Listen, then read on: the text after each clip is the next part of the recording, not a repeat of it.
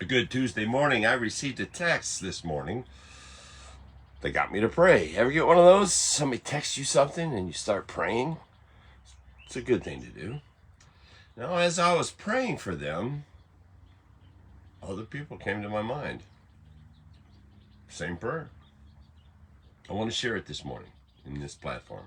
This is the gist of what I was praying. That we would seek God, that which only God can provide. Let me try that again. That we would seek that which only God could provide. That's the prayer. Seeking God for what only He can give us. It was my early morning prayer, and it is for all of us. I'm having a hard time saying it, but that's what I mean. Good morning, Z. So the early morning prayer is this, that His depth of encouragement, His power of deliverance, His overwhelming joy, His wonderful peace, His amazing love will grip our hearts in proportion in our desire for Him. Think about that. What's your desire for these? What's your desire for Him? Are you more desiring what He has? Or are you more desiring of Him? Looking to Jesus first will satisfy our longing, curtail our illness, present opportunities, strengthen our resolve. This is what He does as we seek Him. I know some are facing huge mountains. I know that. Like I said, I got a text this morning. So I know some are desperate. Desperate beyond the outward appearance. I know some are just tired. Just tired. You can see it in the demeanor. This prayer may become a mantra. It is in these and so many other instances that our deliverer can spark in us a great revival. You know, that's a word that we often hear in the church world, revival. It's a word that describes only what God can do, a word that is needed in each one of us, not as a movement, but as a personal experience. Isaiah 57:15 tells us, "For this is what the high and exalted one says, He who lives forever, whose name is holy. I live in a high and holy place, but also with the one who is contrite and lowly in spirit, to revive the spirit of the lowly and to revive the heart of the contrite." God is looking at each one of us.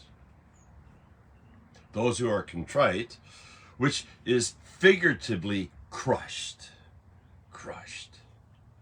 He will revive their spirit.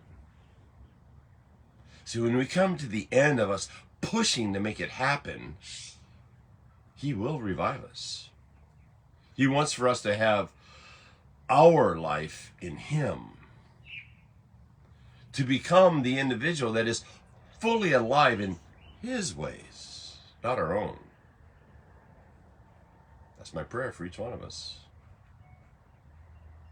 That we would be revived, that our spirit, our spirit would be crushed in a way that's a beautiful, refreshing, encouraging way. And we'd be revived into a continuous closeness that grows as we seek only that which God can provide for each one as He purposes. Not as He purposes for you do I want to be revived. I want to be revived as He purposes for me. And that's my prayer for you, that you would be revived as your contrite spirit, as your crushed spirit says, Lord, I want what you want for me. And that's all I want. Final thought.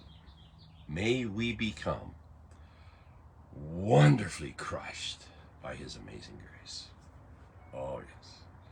This grace of God, may it crush this spirit that is good, but just a little bit off.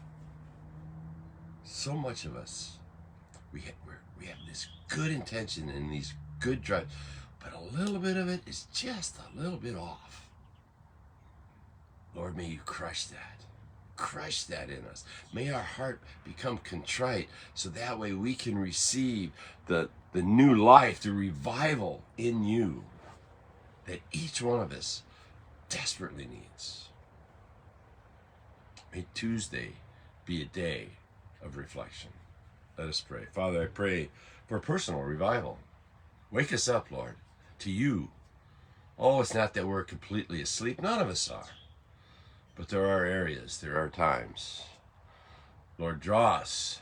May our spirit die to self and be alive to you.